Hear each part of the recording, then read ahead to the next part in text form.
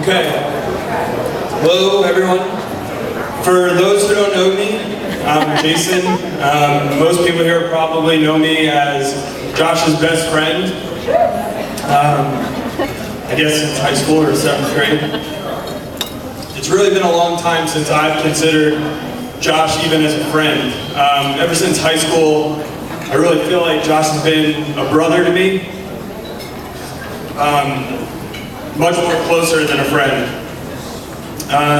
No matter what came between us, whether it was normal high school bickering, disputes on the soccer field, Michelle Miller, or going to separate colleges, we've always had a bond that was unsaid and more so unbroken.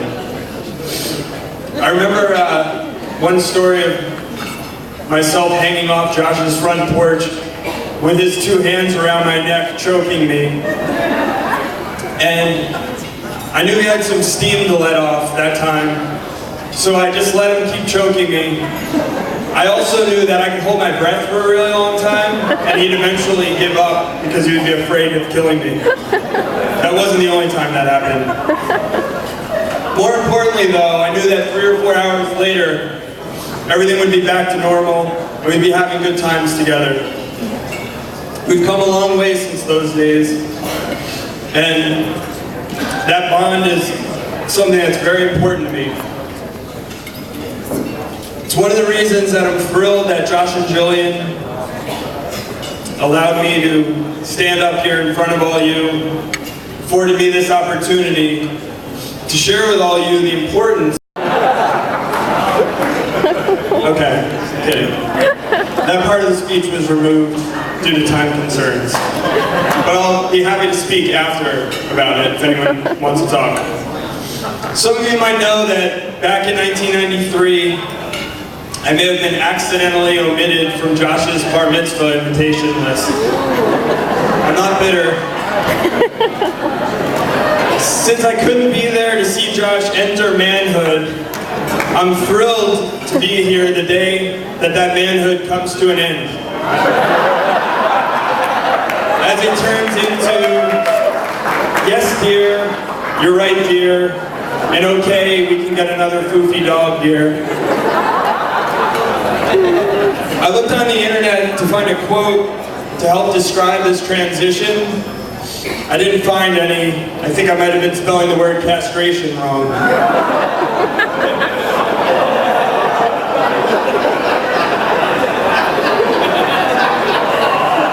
Seriously,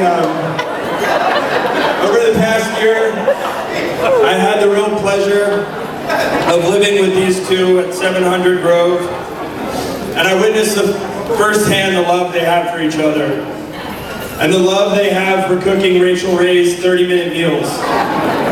They loved it so much they do it for 2.5 hours at a time. Delicious stuff though, really. One thing I did pick up well before Jillian and Josh moved in, well before Jillian moved in with me and Josh, actually in the old apartment, probably with Pillar, was Josh telling me during one of our manly, very, very manly heart-to-hearts that he didn't know he was going to marry Jillian, but he definitely couldn't see a future in his life without her in it. Not surprisingly, that turned into a very large rock a year or 2 later. The last thing that I wanted to say, while I have the microphone, is about the family that Josh and Jillian have now created.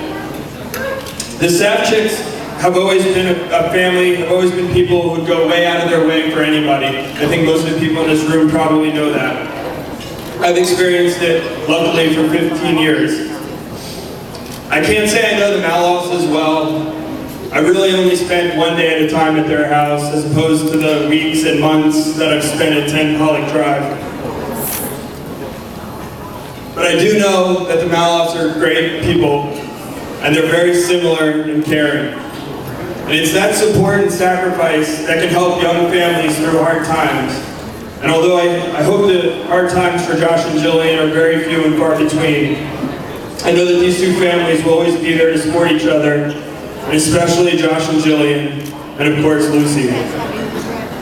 So speaking of the Sapchicks, I'd like to introduce everybody's favorite little sister, Jessica.